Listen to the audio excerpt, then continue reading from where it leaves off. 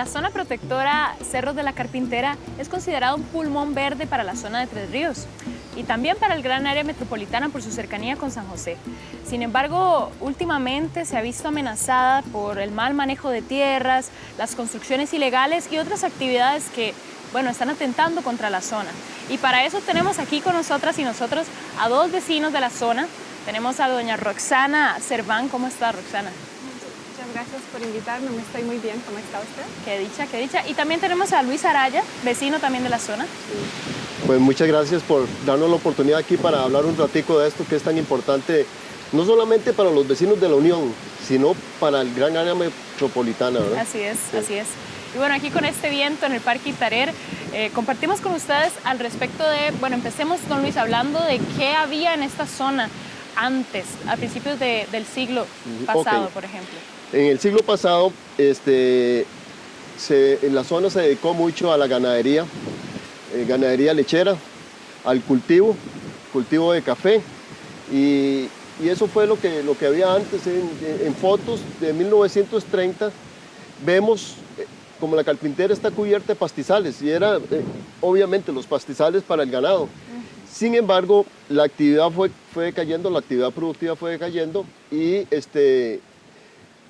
en algunas partes se hizo reforestación, en otras naturalmente fue creciendo un bosque secundario. Ya había un bosque primario, pero muy pequeño, y fue desarrollándose un bosque secundario, el cual en este momento vemos, y si hacemos la comparación con las fotos, por dicha, se ha recuperado mucho, hasta 1984.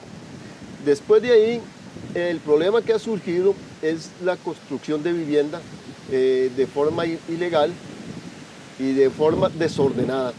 Construcción de caminos, algún tipo de caño para las aguas negras, y entonces obviamente que todo esto está amenazando a la Carpintera.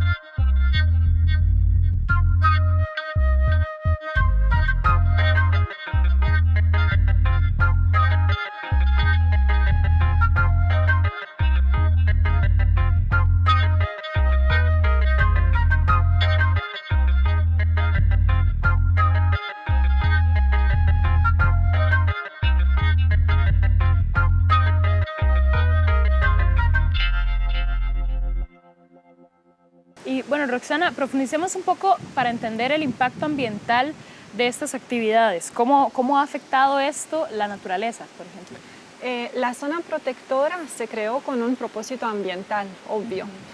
Ahí tenemos los últimos remanentes del bosque húmedo montano, que es propio de Valle Central. Son pocos los pedacitos que quedan. Hay bosque primario. Y la biodiversidad en la Carpintera es increíble, es endémica. Hay varios insectos que solamente se encuentran en ese área Endémica del país. Significa que es propio de ahí. Propio de ahí, exactamente. Entonces, cualquier afectación humana, la presencia misma de esas construcciones, de las poblaciones humanas, ponen en peligro la biodiversidad de la zona. Sin hablar de la cobertura boscosa que se está perdiendo por las construcciones ilegales, porque se hacen quemas, se hacen talas de árboles. Entonces con eso se pierde la cobertura verde, que es tan importante, más que todo hoy en día, que todos sabemos que para combatir un poco el cambio climático lo que necesitamos es hacer las ciudades verdes y mantener lo que tenemos ya verde y mantenerlo con toda nuestra fuerza. Y bueno, ustedes como vecinas y vecinos de la zona son quienes, bueno, en Era Verde siempre lo hemos visto, son las personas que están en las comunidades quienes más se enteran de lo que puede estar pasando, ¿verdad? Y de cuáles son los impactos verdaderos de esas actividades que atentan contra la naturaleza. En este caso, bueno, usted me comenta los daños ambientales, pero hablemos también de los daños sociales. ¿Cómo se siente la comunidad de la Unión Entre Ríos al respecto? La carpintera es parte de la cultura de Tres Ríos, es parte de las leyendas del pueblo. Esa montaña, en la memoria reciente, por lo menos de la comunidad, siempre ha sido verde. Es la belleza que incluso el Teramol está ubicada estratégicamente, para tener esa vista maravillosa a la montaña. Y ahora más y más gente se da cuenta también de lo importante que es mantener el bosque sin tocarlo. Entonces, a la hora que nosotros vemos quemas, que nosotros vemos esos caminos que básicamente exponen el suelo lodoso, y nosotros sabemos que ayer ahí estaba el bosque. Esa es una tristeza que es muy difícil de explicar en palabras. Entonces nosotros estamos también con una frustración muy grande, porque sabemos que las autoridades deberían proteger y asegurarse que ese daño no ocurre. Claro. Y es un daño que ocurre con mucha rapidez. Es un daño que ocurre muy rápido y nosotros sentimos que no tenemos las herramientas para poder detener eso con la misma rapidez sin el apoyo de las autoridades. Entonces, más que todo es una frustración de no poder parar lo que vemos como una destrucción de la montaña. Claro. Y bueno, ustedes hablan de estas amenazas. ¿Hace cuánto más o menos esto viene sucediendo? ¿Es algo histórico o es repentino? Bueno, por un decreto, el 612 de 1976, se declaró zona protectora, toda la zona de la Carpintera. Obviamente que eso establece límites al uso del suelo en la Carpintera. Pero además se creó una zona, alrededor de la zona protectora, se creó una zona que se llama la zona de mitigamiento. ¿Por qué? Porque eso es algo que va a proteger a la otra zona, es decir, para suavizar, digamos, el hecho de poblaciones. ¿Qué es lo que ha sucedido? Que con el decreto de la declaratoria de protección, posteriormente, desde el 76 al 84, se empezaron a vender tierras. Se venden de forma, vamos a ver, en derechos. No se venden terrenos con escritura pública ni nada. Yo digo, también hay gente que tenía su terreno ahí. Hay gente que tenía su terreno, construyó su casa. Eso es normal y no es prohibido en la zona de mitigamiento. El problema es que la zona ha empezado a tener, digamos, importancia porque se venden lotes con un plano que no esté inscrito, sin escritura pública, y sí que la municipalidad inspeccione lo que se construye en ese. Yo quiero aclararte, no es prohibido vender derechos. Es prohibido vender derechos como se hace, de la forma en que se hace. Pero más prohibido todavía es construir sin el permiso de la municipalidad. Claro. Entonces, en 1984 más o menos se detectó la rapidez que esa zona estaba sufriendo de deterioro. Y entonces se han tomado algunas medidas, pero por ejemplo, la zona de mitigamiento, dicen algunos vecinos que antes estaba, se le ponían estacas o habían estacas ahora parece que las quitaron. Y entonces ya no existe, no se ve la zona de mitigamiento, no hay nada que la señale. Ahí es donde está el problema, es en esa zona donde está el problema porque la gente construye. Sin permiso. Sin permiso. Lo que decía Roxana, hacen quemas, por ejemplo, botan un montón de basura y hacen quemas y uno ve casi todos los días las grandes columnas de humo, obviamente contaminan y el peligro es que en un momento dado ese fuego arrase con la montaña. Claro. Y también hubo una aceleración en la construcción ilegal desde 2010. En 2010, en la zona noreste, existían 4 viviendas ilegales. La municipalidad se enteró Se hizo una denuncia frente al Tribunal Ambiental. En ese momento, dentro de un año más o menos, ya habían 100 casas en esas condiciones de construcción ilegal. Entonces, ¿Y esto en el 2010? Eso en el 2010, exactamente. En el 2014, el Tribunal Ambiental pone una medida cautelar y asigna a la municipalidad la responsabilidad de asegurarse que no se construye ni una vivienda ilegal más en esa zona. Y obviamente que esa situación ha seguido y ahora vemos otra vez como una aceleración de esas construcciones ilegales. Bueno, y vamos a seguir hablando sobre esto y sobre otras actividades que amenazan esta zona después de este corte.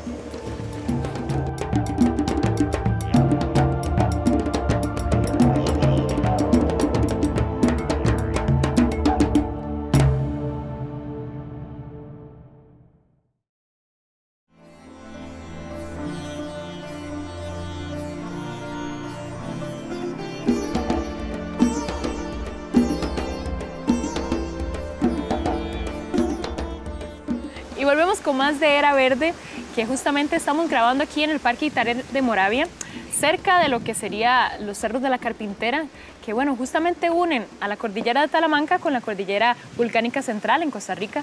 Es una zona muy importante para las vertientes de los ríos también. Y bueno, estamos hablando de las amenazas que están impactando esta zona desde hace ya varios años con dos vecinos de la zona, justamente, don Luis y doña Roxana. Y bueno, hablemos, usted me comentaba, don Luis, algo muy importante que es la presión que se ejerce sobre la construcción en esta zona. Es decir, está habiendo mucha construcción ilegal, es lo que estábamos comentando, pero ¿por qué pasa esto?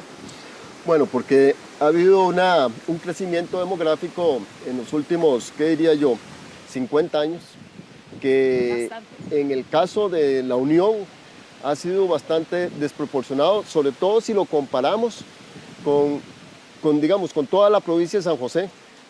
Veremos ahí que, por ejemplo, San Diego, que es un lugar de la Unión, en 1970 tenía 219 habitantes.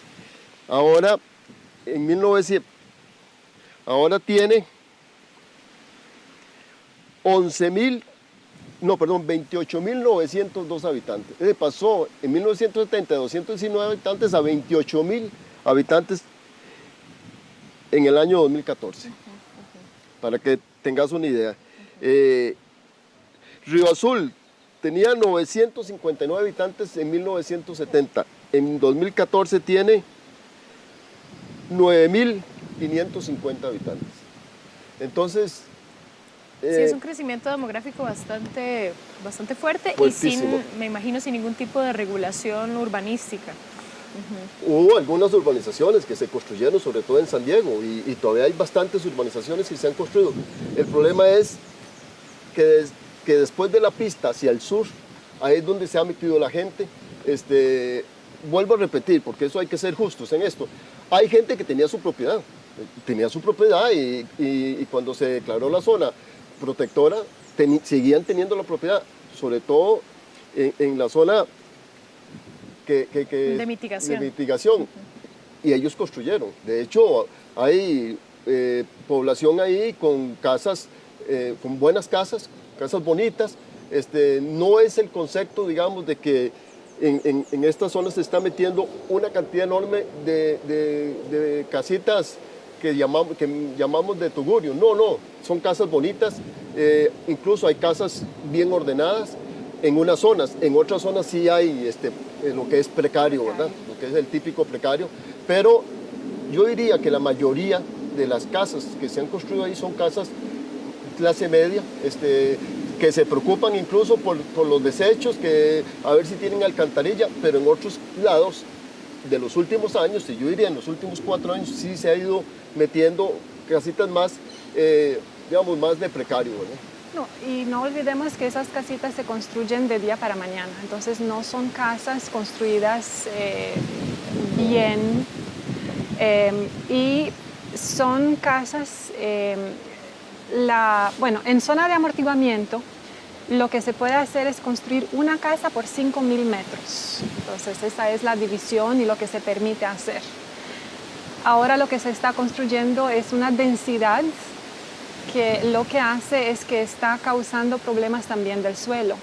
Y de hecho la Comisión Nacional de Emergencia ya declaró esas comunidades que existen como comunidades vulnerables a deslizamiento, a inundaciones, están fallas sísmicas en esa zona. Entonces esas casas ponen en peligro incluso la vida de las personas que construyen esas casitas ahí. Y bueno, actualmente existen el Plan General de Manejo para la Zona Protectora de los Cerros de la Carpintera y también un plan regulador que tiene la comunidad propiamente. Profundicemos un poco sobre lo que implican estos reglamentos y qué indican sobre la regulación de la zona protegida. Ok, el asunto está así. El MINAE es el ente rector de las zonas protegidas en Costa Rica. En 1976, por un decreto, el MINAE se declaró esa zona de protección. El MINAE tiene un plan que se llama PRUGRAN, que es para todo el área metropolitana, para la regulación de este tipo de cosas, de zonas, biodiversidad, zonas protegidas. Zonas protegidas. El PRUGRAN es el que regula la zona protegida. Es decir, es el MINAE por medio del SINAC que regula este tipo de manejo de las zonas protegidas. La zona de mitigamiento sí la regula los planes reguladores de las municipalidades. Es decir, ahí es donde la municipalidad debería decir, bueno, el uso del suelo es así, así, así, así. Y establecer claramente. En este momento, el plan regulador municipal está en revisión. Todavía no les han dado el visto bueno. Entonces, obviamente que con todo el asunto, no solamente habitacional, sino de comercio, la Municipalidad de la Unión ha tratado de hacer algunas modificaciones en el plan regulador y ahí está, creo que es en el limbo, donde lo tienen que aprobar y ahí tiene algún tiempo de estar ahí, no sale y el plan no sale. Entonces, está como sin control, ¿verdad? Claro. ¿Y qué retos existen, digamos, al proteger y vigilar incluso estas zonas que se encuentran en manos privadas propiamente y no son propietarias? No, el Estado no es propietario de estos terrenos. El Estado no es propietario por falta de recursos, exactamente, por faltas de financiamiento. Y por eso las zonas protectoras están en manos de privados. Y el plan de manejo se construyó en 2012 justamente para reemplazar esa falta de financiamiento. Entonces son los actores que son interesados en proteger esa zona y juntos, de manera voluntaria y con voluntad de proteger, construyeron ese plan y había una gran esperanza en 2012. Supuestamente esa era la herramienta que necesitábamos para lograr la protección del área.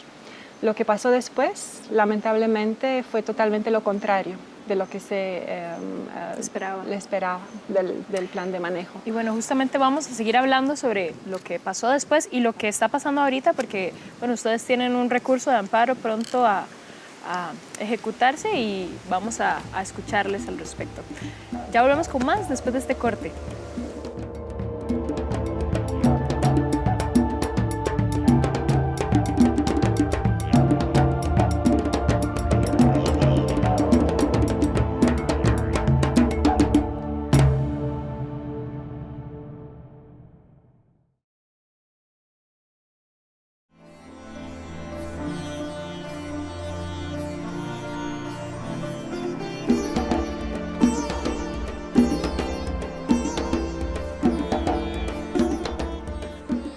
Volvemos con más de Era Verde desde el Parque Itarera en Moravia. Y bueno, don Luis, usted nos comentaba recientemente que los propietarios de estas tierras, tanto la zona protectora en sí como la zona de mitigación o de contención, participaron activamente en ese plan regulador. ¿Y qué pasó con eso? Ok, ellos participaron activamente, incluso son propietarios en algunos casos históricos, es decir, que tienen sus fincas de hace muchos años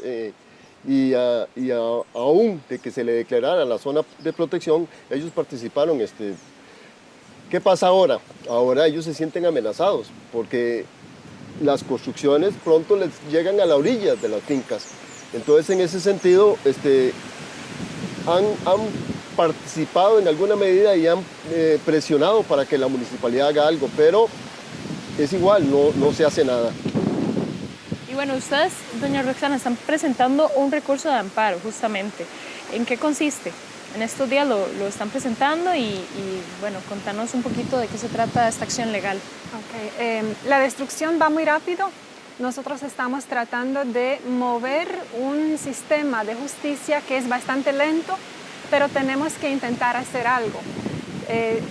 La manera más rápida resulta ser un recurso de amparo. Entonces, en el recurso de amparo nosotros insistimos que la municipalidad y el alcalde tiene la responsabilidad de asegurarse que la destrucción de la montaña y la zona de amortiguamiento pare, que no siga más, que se cumpla con esa orden de desalojo que existió en su momento. Todas las instituciones necesarias del Estado para hacer el desalojo de manera ordenada estaban ahí. El alcalde mismo fue el que paró eso, pidiendo una prórroga para poder negociar con los vecinos del área. Entonces, nosotros con este recurso de amparo estamos tratando de hacer la presión por parte de la comunidad. Y bueno, hablemos de este desalojo. Hay una orden de desalojo para las personas que están ubicadas en este lugar, que claramente son personas de escasos recursos que necesitaban ese acceso a la tierra y que, bueno, les ha sido negado justamente por la exclusión que reciben del aparato del Estado. ¿Se han tomado acciones para hacer este desalojo garantizándoles vida digna? El Estado tiene sus mecanismos de protección social. Como mencionamos antes, esas casitas están en una zona de peligro, no les asegura el derecho a una casa digna. Esas no son casas dignas, más bien les ponen la vida en peligro. Entonces, se espera que con la intervención del Estado se les pueda encontrar esa casa digna que todos necesitamos en una sociedad solidaria, evidentemente, pero ese lugar no les asegura ese derecho. Usted mencionaba problemas también con el acceso de la luz y el agua en estas Ok, zonas. también ese es otro problema, que ellos construyen sus casas ilegalmente, sin el permiso de la municipalidad. Entonces, Fuerza y Luz dice que ellos les ponen medidor de luz porque si no, de lo contrario, se sustraen la luz ilegalmente. Entonces, ¿qué? Para Fuerza y Luz es mejor ponerles el medidor para poderles cobrar. Y el ESNA les da agua porque el ESNA argumenta que es un derecho humano. ¿El ESNA? Sí, el ESNA, para ponerles agua potable. De la IA. Sí. Entonces, como que todo mundo actúa de forma irregular y se va consolidando ese tipo de asentamientos en forma irregular. Y para la comunidad es muy difícil entender lo que está pasando, porque hay muchas instituciones que deberían de actuar y no actúan. Entonces nosotros empezamos a averiguar y a tratar de entender, okay, ¿qué está pasando? ¿Quién es el responsable? Porque la realidad hoy es que nadie se hace cargo de cumplir con la ley de protección de esa zona. Yo quería hablar un toquecito de lo del recurso de amparo en este sentido. Varios vecinos le enviaron cartas al alcalde pidiéndole que actuara para que se detuviera esa acción irregular. Y el alcalde ni siquiera contestó, ni siquiera les contestó. Los vecinos mandaron su número de teléfono y su correo electrónico y el alcalde ni siquiera se molestó. Por eso es parte de que vamos a poner el recurso de amparo, para obligarlo a que al menos le conteste a los vecinos cuál es la actitud, por qué es su actitud de no intervenir en esa zona. Claro. Ni está desalojando ni está promoviendo planes para que se efectúe el desalojo y la que nosotros intervención. conozcamos por lo menos que nosotros conozcamos, no hay ningún plan en este momento para el desalojo de algunas casas que sí, como decía Roxana, incluso hay casas construidas encima de las quebradas. Y bueno, muchas gracias a Roxana y a Luis, vecinos de la zona, por acercarse a Era Verde a hacer esta denuncia. Muchas Muchas gracias gracias a ustedes por permitirnos estar en el programa y por lo menos dar a conocer la situación, ¿verdad? Claro. Y gracias a usted por sintonizarnos. Y bueno, le dejamos con más de Canal UCR, Televisión con Sentido.